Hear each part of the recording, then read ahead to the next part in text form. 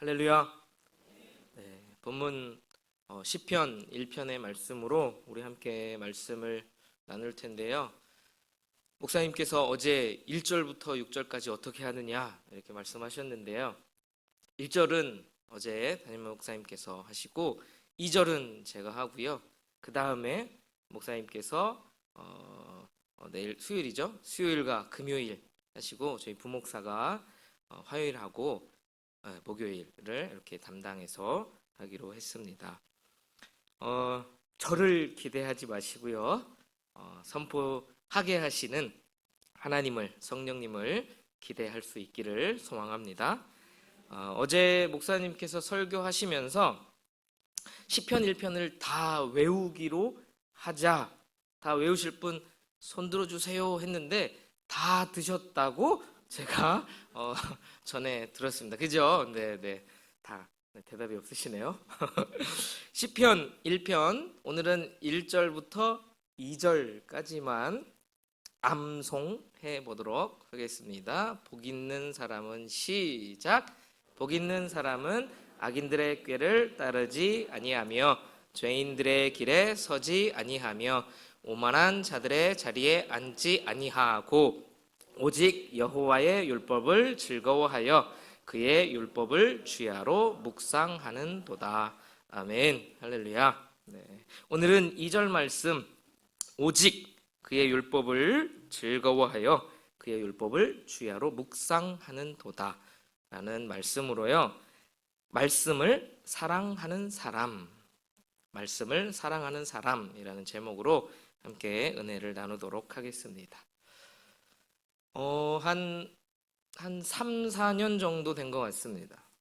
욜로족이라는 말을 들어보셨을 거예요. 욜로. 아직 난 처음 들어요 라고 하시는 생소해 하시는 분들도 계실지도 모르겠습니다. 욜로족은요, You only live once라고 하는 말의 줄임말입니다. 첫 글자를 짜서 하나 따서 그거를 한국어 음가로 표기하면 욜로가 됩니다. 그러니까 그것은 뭐냐면 인생은 한 번뿐이니 하고 싶은 것을 하고 즐기자라는 뜻입니다.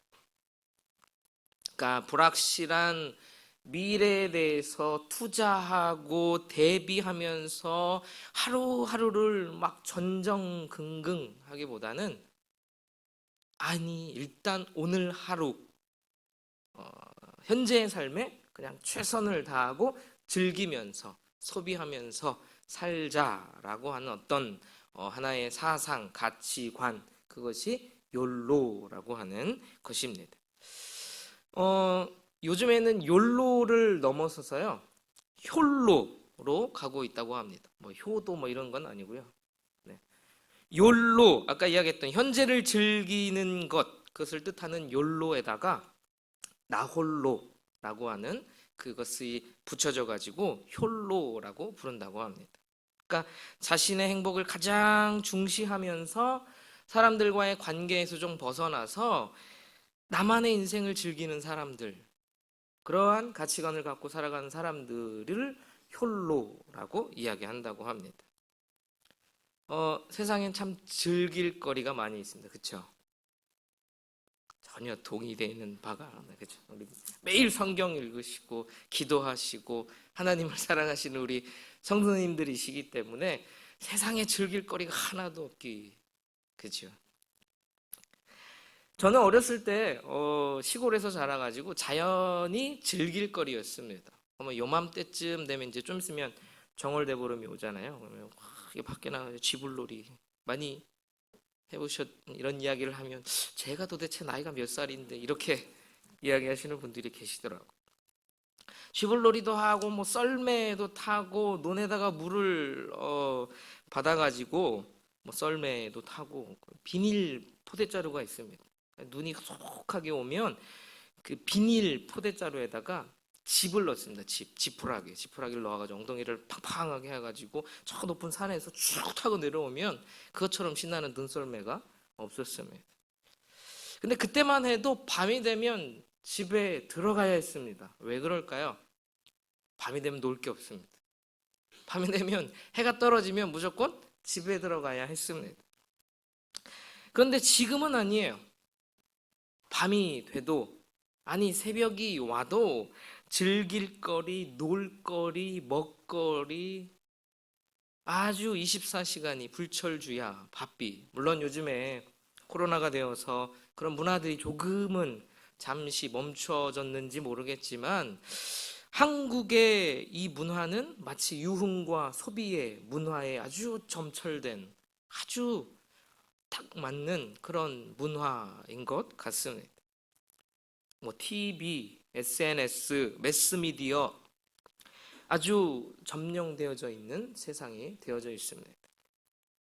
24시간 영업해요. 배달도 합니다. 그러니까 어디서든지 먹을 수 있고 즐길 수 있고 놀 수 있는 문화들이 아주 많이 있다라는 거죠. 그런데 오늘 본문의 말씀 2절의 말씀에는 복 있는 사람은 하나님의 말씀을 즐거워하는 사람이다라고 말씀하고 있습니다. 그렇습니다. 진정한 복, 우리 어제 목사님께서 신령한 복이라고 하셨던 진짜의 복, 신령한 복은 하나님의 말씀을 즐거워하는 사람인 줄로 믿습니다. 오늘 본문의 말씀하죠. 오직 여호와의 율법을 즐거워하여라고 기록하고 있습니다. 여기서 즐거워하다라고 하는 건 기쁨, 소원 이런 단어입니다. 우리가 이 단어에 대해서 오늘 문장에 대해서 한번 솔직하게 우리의 반응을 대입해 봤으면 좋겠습니다. 정말 하나님의 말씀이 즐거우십니까? 오늘은 대답을 안 하시기로 작정하신 거죠? 말씀을 읽고 듣고 또 때로는 우리가 암송도 했는데 암송하고 하나님 앞에 말씀을 가까이 하는 것이 즐거우신가요? 할렐루야. 네. 아멘이라고 대답하신 분들은 하나님과 가까우기 때문에 그런 거죠. 우리가 언제 즐거울까요? 무엇을 할 때 즐겁습니까? 놀 때죠, 놀 때. 놀 때가 가장 즐겁습니다. 아주 유명한 노래가 있습니다. 노는 게 제일 좋아. 친구들 뭐야? 그 뽀로로 노래 중에 나오는 가사인데요. 노는 게 정말 재미있죠. 친구들하고 마음에 맞는 친구들하고 밤새도록 이야기하고 마주하고 뭐 아무것도 하지 않아도 그냥 있는 그 시간이 참 즐거운 시간이죠. 여러분, 그런데 소요리 문답 첫 번째의 질문을 보면 문답은 이렇습니다. 사람의 제일 되는 목적은 무엇인가? 거기에 대해 답은 이렇습니다. 사람의 제일 되는 목적은 하나님을 영화롭게 하고 하나님을 영원토록 즐거워하는 것입니다. 인간의 가장 제일되는 우선되는 목적은, 삶의 방향은, 목적은 하나님을 영화롭게 하고 하나님께 영광을 돌리고 그 하나님을 영원토록 즐거워하는 것이라고 우리에게 말씀하고 있습니다. 그런데 왜 우리는 하나님의 말씀이 즐겁지 않을까요? 때때로 가끔 즐겁지 않을까요? 아마도 그것은 하나님을 잘 모르기 때문일 것입니다. 사람과의 관계도 그렇습니다. 알아야 재밌습니다. 서먹서먹한 친구, 잘 모르는 친구, 아니 친구 아닌 사람하고 한 30분만 마주 앉아서 있다고 생각해 보십시오. 가시방석입니다. 몸을 이리 비틀고 저리 비틀고 어디서 사냐, 이름은 뭐냐, 엄마 아빠는 무탈하냐, 이런 호구조사가 끝나면 별로 할 이야기가 없습니다. 관심사도 잘 모르고 그 친구가 어떤 관심을 가지고 있고 어떤 가치관을 가지고 있는지 모르기 때문에 그렇죠. 그런데 중마고우하고 마음이 맞는 사람들과 함께 앉아서 이야기하면 세상 즐겁습니다. 별 이야기 안 합니다. 그런데 재미있습니다. 하나님과의 관계도 마찬가지라고 생각합니다. 우리가 하나님의 뜻을 잘 알고 하나님이 하시는 일도 우리가 잘 보고 묵도하며 하나님의 마음을 헤아리면 하나님과 교제하는 것이 즐겁습니다. 우리가 하나님을 알기 위해서는, 그렇게 하나님과 가까이 하기 위해서는 사실 어떻게 했느냐? 일단 우리가 죄의 모습에서 떠나야 한다는 것입니다. 우리가 어제 담임 목사의 말씀을 통하여서 1절 말씀에 복 있는 사람은 이야기하면서 부정적인 모습, 그 세 가지 모습에 대해서 목사님이 말씀해 주셨습니다. 긍정적인 모습, 무언가 해야 하는 것 대신에 먼저 떠나야 하고 멀리 해야 한다라는 것을 말씀한 것이죠. 죄의 모습을 떠나야, 그곳에서 피해야 우리의 영혼이 살 수 있는 것입니다. 그래야, 그렇게 될 때야만이 진정한 신령한 복을 누릴 수 있게 되어지는 것입니다. 1절 말씀에 본문이 끝나고 2절 시작 부분에 보면 오직 여호와의 율법을 즐거워하여 라고 하는 그 오직 부분에 보면 사실 히브리 성경에는 없는 단어가 하나, 오늘 한글 성경에는 없는 단어가 하나 있습니다. 그게 바로 뭐냐면 키라고 하는 단어입니다. 그 단어는 뭐냐면 그러나, 이런 어떤 반대절에 붙는 단어입니다. 그런데 오늘 시작하는 오직이라고 표현되어진 단어도 히브리어 단어의 임이라고 하는 단어입니다. 근데 히브리 성경에서의 키임이라고 하는 그 문장은 사실 관용어구와 같습니다. 앞에 절에 있는 것을 뒤에 절에서 받으면서 아주 강조할 때, 그것을 사용할 때 키임이라는 관용어구를 사용합니다. 그러니까 쉽게도 이야기하면 그러나 1절 대신에 복 있는 사람은 이런 것을 하지 않는 것입니다. 그러나 복 있는 사람은 대신에 이걸 하는 것입니다. 라고 오늘 강조하고 있는 것이죠. 좀 더 쉽게 풀어 설명하면 이런 내용입니다. 그렇지만 오히려 앞의 내용보다 더욱 강조할 것이 있는데 그것은 참으로 이것입니다. 라고 오늘 선언하고 있는 것이죠. 우리가 하나님하고의 교제를 하기 위해서, 하나님을 영원토록 즐거워하기 위해서는 악인들의 꾀, 죄인들의 길, 오만한 자들의 자리를 피해야 합니다. 거기에 머물러 있어서는 안 돼요. 성경은 우리에게 늘 말씀합니다. 너희는 하나님과 재물을 겸하여 섬길 수 없다. 즉 두 주인을 섬길 수 없다는 것입니다. 이것도 즐기고 저것도 즐길 수 없다라는 거예요. 우리가 성숙하면 어렸을 때의 놀이, 그런 놀이 문화가 별로 그렇게 즐겁지 않습니다. 그게 당연한 거죠. 어렸을 때 막 코 묻어서 코 찔찔하고 흙 묻어가지고 놀던 놀이가 재미있으십니까? 물론 추억이 새록새록 돋기 때문에 잠깐은 재미있을 수 있겠죠. 향수를 느끼실 수 있습니다. 근데 매번 아이들이 나가서 코 찔찔 흘려가면서 노는 그 놀이를 우리도 할 수 있을까요? 하는 분들은 글쎄요, 네, 그럴 수 없습니다. 재미없어요. 왜 그럴까요? 성숙했고 더 큰 재미가 무엇인지를 알기 때문에 그런 것이죠. 그것이 성숙한 사람의 놀이인 거예요. 우리가 하나님을 영원토록 즐거워할 수 있는 것, 이전에는 하나님을 모르고 하나님의 말씀에 대하여 하나님이 어떠한 분인지를 몰랐지만 이제는 하나님을 알고 하나님이 하시는 일들을 바라보며 하나님의 능력을 경험하고 우리의 삶 가운데에서 하나님을 알아가는 그 즐거움과 재미를 알기 때문에 이제는 하나님의 그 말씀을 즐거워할 수 있는 복된 그리스도인들이 되는 줄로 믿습니다. 시편 34편 8절에서도 이렇게 말씀합니다. 너희는 여호와의 선하심을 맛보아 알지어다. 맛집이라고 소문난 집이 있습니다. 아무리 소문이 났어도 가서 먹어봐야 맛집인지를 아는 거예요. 먹어봤더니 별로더라. 그런 경험 많지 않으십니까? 야, 맛집이래 라고 해서 가봤는데 먹어봤는데 글쎄 맛집인지 아닌지 잘 모르겠어. 내가 가는 곳, 내 입맛의 향수를 찾아가서 맛있는 곳이 맛집이에요.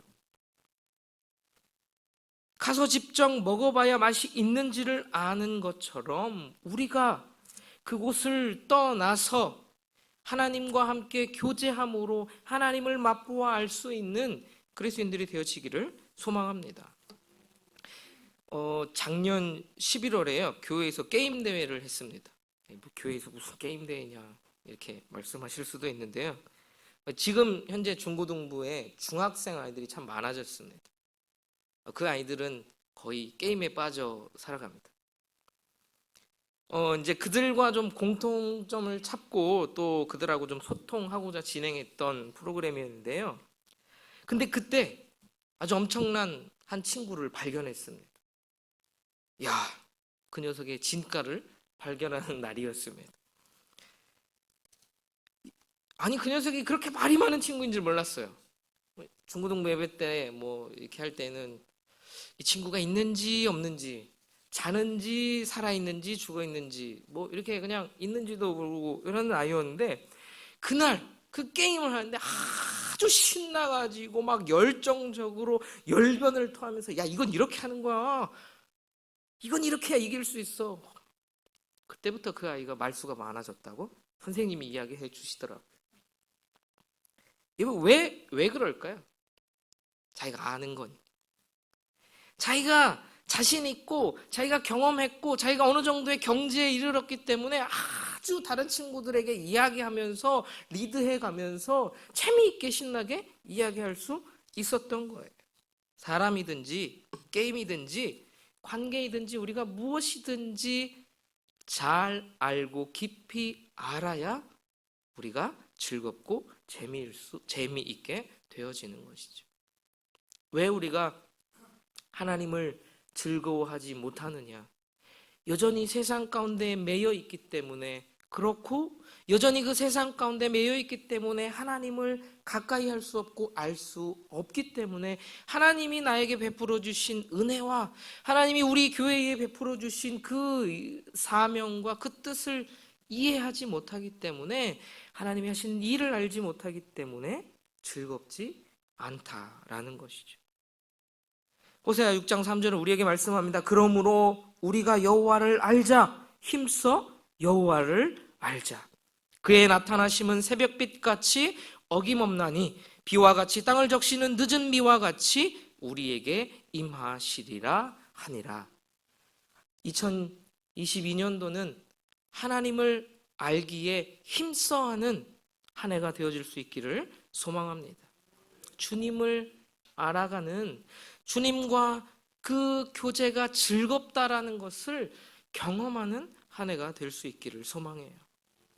사실 우리가 하나님과 예수님과 교제할 수 있다라는 것, 사실 그것 자체가 복입니다. 여러분, 대통령이 와서 지금 마주 앉아서 겸상을 하면서 식사를 하고 있다고 생각해 보세요. 뭐 물론 대통령이 지지율가 하락을 하면 별로 재미가 없을 수 있겠죠. 지금 세계적으로 유명한 BTS와 내가 한 무대에서 함께 춤을 추고 있다고 생각해 봅시다. BTS를 사랑하는 친구들에게는 아주 엄청난 사건입니다. 아주 영광스러운 거예요. 하나님의 아들이신 예수 그리스도와 죽을 수밖에 없는 인간이 함께 교제할 수 있고 하나님을 알아갈 수 있고 하나님의 뜻을 이해한다라는 것, 그 교제는 그리스도인에게 엄청난 특권이자 복인 줄로 믿습니다. 하나님과 예수님과 그 거리가 가까워지는 한 해가 되어질 수 있기를 소망합니다. 남편이 아내가 사랑스러우면 집에 들어가는 것이 즐겁죠. 아멘을 아무도 안 하시네요. 그런데 집에 들어가기 싫은 이유가 왜일까요? 들어가면 즐겁지 않으니까. 하나님과의 교제가 즐거움을 깨닫고 하나님과 함께 그 교제를 누리고 복된 삶을 살아가는 그리스도인들이 되어지기를 소망합니다. 두 번째로 복된 사람은 말씀을 묵상하는 사람입니다. 첫 번째는 하나님을 사랑하는 사람이고, 두 번째는 말씀을 묵상하는 사람인 것이죠. 이렇게 말씀하니까 벌써 답답함이 밀려오시는 분들이 많이 있습니다. 바쁜 현대인들에게 말씀 묵상이라고 하는 건 사실 어떨 땐 짐처럼 느껴질 때가 참 많이 있습니다. 이거를 꼭 해야 할까? 이거를 왜 해야 할까? 이런 생각들을 가끔 들 때도 있다라는 거죠. 해가 떠오르기 전부터 숨막히는 지옥철에 몸을 맡기고 출근했다가 자녀들이 잠자리에 든 모습을 보며 퇴근하는 직장인들이나, 아니면 직장에, 육아에, 집안일에 어느 것 하나 특출나게 잘 하지도 못하는 것 같은 그런 맞벌이 부부나 육아 스트레스, 해도 끝이 나지 않는 그런 산더미같이 쌓인 집안일을 담당하는 주부들, 그리고 오전에는 비몽사몽 일어나서 학교에 갔다가 오후에는 학원으로 공부하기도 바쁘고 놀기도 바쁜 자녀들 모두에게 사실 묵상이라는 단어는 너무 무겁게만 느껴지게 됩니다. 왜 우리가 그러나 오늘 본문에서는 묵상, 그 율법을 주야로 묵상하는 것이 복 있는 사람이다 라고 이야기하고 있을까요? 왜 그걸 꼭 해야 하고 그것을 해야만 하는 것일까요? 왜냐하면 결론부터 말씀드리면 복 있는 사람이 하나님의 말씀을 묵상하는 사람이기 때문에 그렇습니다. 묵상이 뭘까요? 보통 우리는 묵상하면 큐티를 생각하십니다. 물론 묵상, 큐티 맞습니다. 그런데 묵상이라고 할 때 우리가 항상 생각하는 것은 생각하는 것에 초점을 많이 둡니다. 깊게 생각하고 본문을 연구하고, 그래서 이 본문에서 하나님의 말씀이 무엇인지를 막 찾아내고 공부하는 것이 묵상처럼 생각될 때가 많이 있습니다. 사실 묵상이라는 것은 그렇게 어려운 것이 아닙니다. 사실 생각해 보면 참 쉬운 것이죠. 어떤 사람이 억울한 일을 당했습니다. 어떻게 해야 될까요? 하루 종일 생각날 겁니다. 저거를 어떻게 버려 말아. 분노에 가득 찬 사람이 하루 종일 그것을 생각할 거예요. 이거를 만나면 어떻게 해야 될까? 이 일을 어떻게 처리해야 될까? 하나부터 열까지 계속 생각하고 거기에 몰두해 있게 되죠. 묵상이란 바로 그런 겁니다. 하나님의 말씀을 그렇게 대하는 것이 묵상하는 거예요. 요즘 성도님들은 무엇에 몰두하고 계십니까? 무엇을 묵상하고 계십니까? 아까 중2, 중고등학교 중학생 친구들을 이야기했는데 그 친구들은 게임을 많이 묵상합니다. 하루 종일 생각합니다. 하루 종일 기억나고 잔상이 남아있어요. 묵상하는 거죠. 어떤 친구는 남자친구, 여자친구를 묵상하기도 합니다. 우리는 무엇에 몰두하고 있고 무엇에 우리의 전심을 쏟으며 생각하고 계십니까? 어떻게 하면 집값이 오를까? 어떻게 하면 좋은 곳으로 이사 갈까? 어떻게 하면 내 살림살이가 좀 나아질까? 물론 그런 생각을 하는 것이 세속적이다라고 말하고 싶지는 않습니다. 그러나 우리가 그것에 몰두하고 그것에 빠져 있고 그것을 계속적으로 생각하고 기억하고 잘 때도 기억하고 일어날 때도 기억하고 한다면 그것이 바로 우리가 몰두하고 있는 것이고 그것이 우리가 묵상하고 있는 것이죠.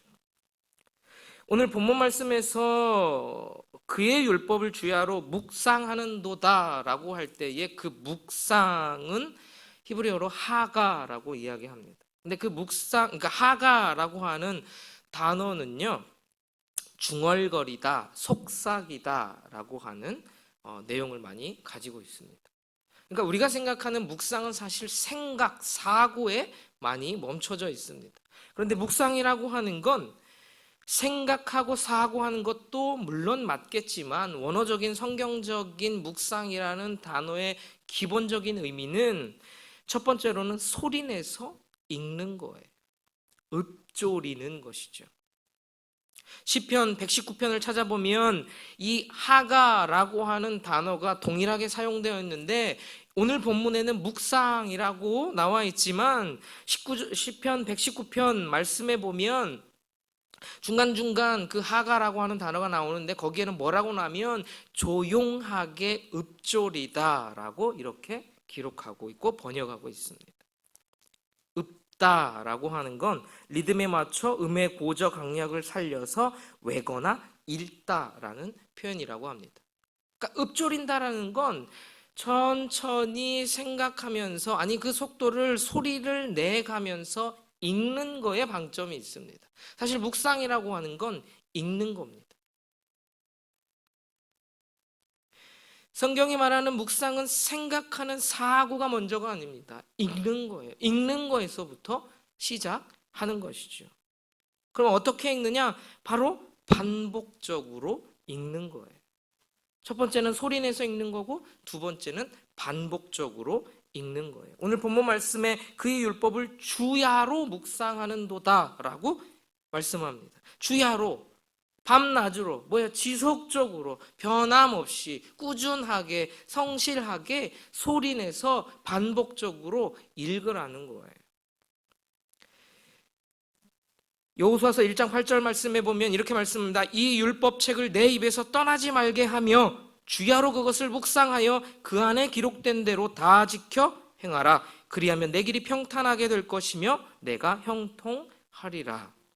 하나님께서 두려워 떨고 있는 여호수아에게, 지도자 모세가 죽고 떨고 있는 모세에게 말씀하는 거예요. 두려워 말라, 놀라지 말라, 내가 너의 하나님이 됨이라. 말씀하면서 1장 8절에 율법책을 내 입에서 떠나지 말게 하래요. 입에 달고 다니라는 얘기일까요? 반복해서 읽으라는 거예요. 여러분, 반추 동물을 아시죠? 풀을 소화시키는 과정을 반추라고 이야기합니다. 되새김질이죠. 기린, 사슴, 소, 양, 낙타 이런 동물이 반추 동물이라고 합니다. 여러분, 소의 입은요 하루 종일 바쁘대요. 낮에는 풀을 뜯느라고 바쁘고요. 저녁에는 낮에 먹었던 풀을 다시 되새기고 되새김질하느라고 바쁘대요. 실제로 하루에 3만 번, 12시간 이상을 씹고 있다고 합니다. 계속 씹는 거예요. 되새김질하는 거죠. 하나님의 말씀을 묵상한다라는 건 이렇게 하는 거예요. 소리내서 읽으면서 계속 반복적으로 되새김질하는 것이죠. 그래야 우리도 하나님의 말씀을 소화할 수 있는 거예요. 우리의 뇌가 그렇습니다. 뇌는요, 어떤 기억을 단기 기억에서 장기 기억으로 가려면 반복해야 해요. 아이들, 학생들 공부할 때 반복 학습이 정말 중요하지 않습니까? 어떤 학습도 반복하지 않으면요, 나의 것이 결코 될 수가 없습니다. 몇 번이나 반복해야 될까요? 어떤 책은 10번에서 15번 이해될 때까지 이렇게 이야기하는데 최소한도 3번 이상은 반복해서 읽어라, 곱씹어 읽기를 추천한다라고 이야기합니다. 여러분, 성경은 소리내서 읽고 반복해서 천천히 읽는 거예요. 우리가 생각하고 사고해야 한다고 생각하니까 어려운 거예요. 성경을 읽는 것 많이 읽을 수 있잖아요. 지하철에서 요즘에 어플들 많이 있습니다. 들으면서 눈으로 읽을 수 있어요. 물론 소리내서 그곳에서 읽을 수는 없지만 속으로 중얼중얼 거릴 수 있어요. 하나님 복자신이 내 목을 없으시로다. 물론 옆에서 보고 쟤 뭐하나 이상하게 쳐다볼 수도 있겠지만 하나님의 말씀을 그렇게 되새김질하는 거예요. 어떤 묵상을 잘 하기 위해서 어떤 제 친구 중에 하나가 시간마다 알람을 해놓더라고. 자꾸 까먹으니까 아침에, 점심에, 저녁에 알람 시간을 자기가 스스로 맞춰놓고 그 시간에 알람이 울리면 자기가 오늘 묵상한 본문을 다시 한번 읽는 그런 습관으로 훈련을 하더라고. 이런 것처럼 사실 우리는 말씀을 자주 읽고 반복해서 소리내서 읽는 습관이 우리들에게 필요한 것입니다. 그것이 복 있는 사람이라고 오늘 본문에서 우리에게 말씀하고 있는 것이죠. 하나님의 말씀은 우리는 살리는 무기인 줄로 믿습니다. 말씀에 대한 중요성은 아무리 강조해도 지나치지 않은 것이죠. 기독교의 암흑기라고 불리는 중세 시대에는 그때는 성경을 읽지 못하던 시대였습니다. 성경을 읽고 해석하게 되면 화형에 처했던 시기였습니다. 성경을 읽고 싶고 해석하고 싶어도 하지 못했던 시대, 그때가 암흑기라고 이야기합니다. 사실 한국교회는요, 선교사님보다 성경이 먼저 들어온 아주 특별한 나라가 한국입니다. 세국 정책으로 인해서 선교사가 들어오다가 죽었습니다. 토마스 선교사입니다. 약 155년 전에 한국 개신교 최초 순교자였죠. 저너럴 셔먼호에 타고 있던 토마스 선교사가 죽어가면서 건네주었던 것이 바로 성경책이었습니다. 근데 그 성경책을 받고 얼떨결에 전해받은 사람이 바로 나중에 평안교회의 장로가 된 박충권 장로입니다. 선교사의 말을 듣고 그 말씀을 듣고 변화된 것이 아니라 얼떨결에 받은 성경을 읽어 내려가다가 그가 회심하게 되었다라는 것이죠. 히브리서 4장 12절은 말씀합니다. 하나님의 말씀은 살아있고 활력이 있어 좌우의 날선 헛된 검보다 예리하여 혼과 연과 및 관절과 골수를 찔러 쪼개기까지 하며 또 마음의 생각과 뜻을 판단하나니. 전신갑주를 입으라라고 하면서 에베소서에서도 말씀합니다. 구원의 투구와 성령의 검, 곧 하나님의 말씀을 가지라. 그 하나님의 말씀이 우리가 살아가는 생명이요, 그 하나님의 말씀이 우리의 삶의 무기가 되는 줄로 믿습니다. 그 말씀을 사랑하고 묵상하는, 즉 읊조리고 계속해서 반복해서 소리내서 읽고 천천히 읽어 내려가는 그 습관을 갖는 복된 그리스도인들이 되어지기를 소망합니다. 말씀을 마무리하도록 하겠습니다. 3년 전인가요? 새해 새마음 특별심야기도 때 강사님으로 오셨던 김병년 목사님이 쓰셨던 묵상과 일상이라는 책에 보면 그 목사님께서 묵상을 이렇게 표현했습니다. 묵상은 여행과도 같다. 여행은 낡은 나의 모습을 벗어버리고 새로운 나를 발견하는 시간인데 묵상이 마치 이와 같다라고 이야기했습니다. 하나님의 말씀을 마주하고 읽고 또 더 깊이 나아가 연구하고 배우고 함을 통하여서 죄로 인하였던 나의 옛사람을 벗어버리고 하나님의 은혜로 새 사람을 입는 복된 시간이 바로 묵상의 시간인 줄로 믿습니다. 그것이 그리스도인이고 그것이 복을 누리는 하나님의 사람인 줄로 믿습니다. 2022년도에는 우리 가정의, 공동체의, 그리고 교회의 묵상이 시작되기를 소망합니다. 성경 읽기를 한번 시작해 보세요. 우리 교회에 목사님께서도 1년 목양 계획을 발표하시면서 성경 공부도 또 카이로스 훈련도 하신다라고 말씀하셨습니다. 하나님의 말씀을 우리는 배우고 읽고 훈련해야 알 수 있는 거예요. 가만히 저절로 하나님의 말씀이 내 귀에 들려지는 것은 없습니다. 성경을 공부하고 훈련하기에 정말 좋은 시간들이라고 생각합니다. 시간이 있을 때 참석하는 것이 아니라 내 시간을 내어서 주님을 더 알아가고 주님을 더 즐거워하기 위하여 그 하나님께 더 깊이 묵상하기 위하여 그런 시간들을 함께 공부하고 나누며 참여할 수 있는 그리스도인들이 되어지기를 소망합니다. 교육부에서도 올해는 가정에서 묵상을 할 수 있도록 돕고자 교육자들이 지금 준비 중에 있습니다. 어떤 모습으로 어떻게 준비되어질지는 모르지만 2022년도에는 가정마다 하나님의 말씀을 읽고 소리내며 반복하며 그리하여 묵상하는, 그래야 가정이 말씀으로 세워지는 복된 가정들이 되어지기를 소망합니다.